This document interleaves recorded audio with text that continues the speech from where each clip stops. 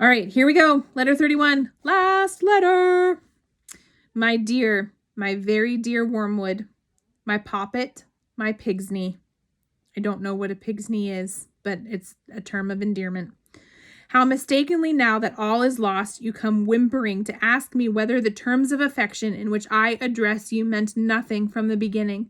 Far from it. Rest assured, my love for you and your love for me are as like as two peas. I have always desired you, and you, pitiful fool, desired me. The difference is that I am the stronger. I think they will give you to me now, or a bit of you. Love you? Why, yes, as dainty as a morsel as I ever grew fat on. You have let a soul slip through your fingers.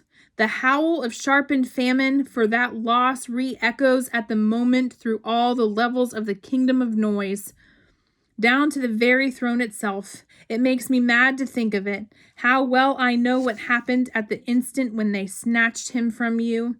There was a sudden clearing in his eyes, was there not? As he saw you for the first time and recognized the part you had in him and knew that you had it no longer. Just think and let it be the beginning of your agony, what he felt at that moment, as if a scab had fallen from an old sore, as if he were emerging from a hideous shell-like tetter, as if he shuffled off for good, and all a defiled, wet, clinging garment. By hell, it is misery enough to see them in their mortal days taking off dirtied and uncomfortable clothes and splashing in hot water and giving little grunts of pleasure, stretching their eased limbs. What then of this final stripping, this complete cleansing?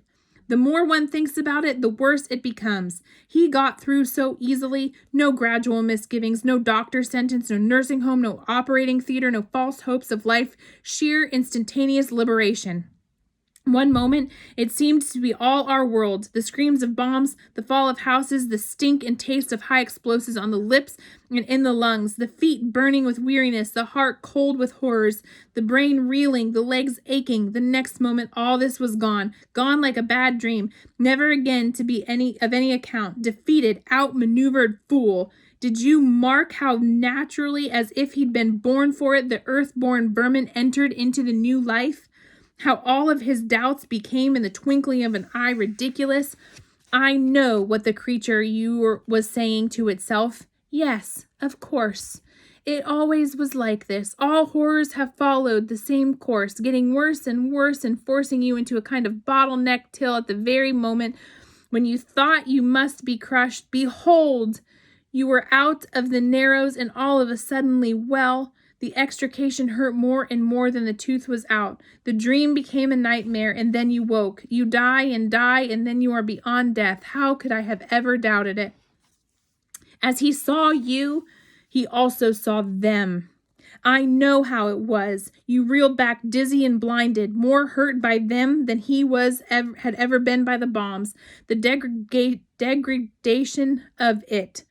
That this thing of earth and slime could stand upright and converse with spirits before whom you, a spirit, could only cower.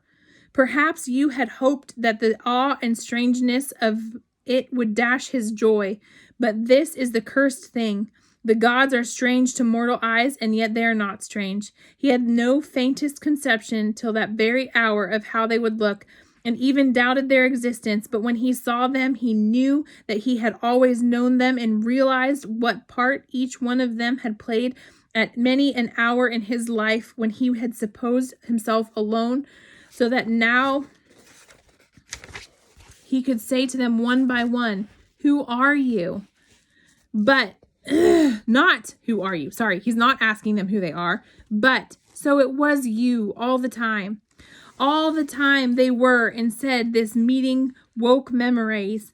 The dim consciousness of friends about him, which had haunted his solitudes from infancy, was now at last explained. What central music and every pure experience which had always been evaded memory was now at last recovered. Recognition made him free of their company almost before the limbs of his corpse became quiet. Only you were left outside. He saw not only them, He saw him.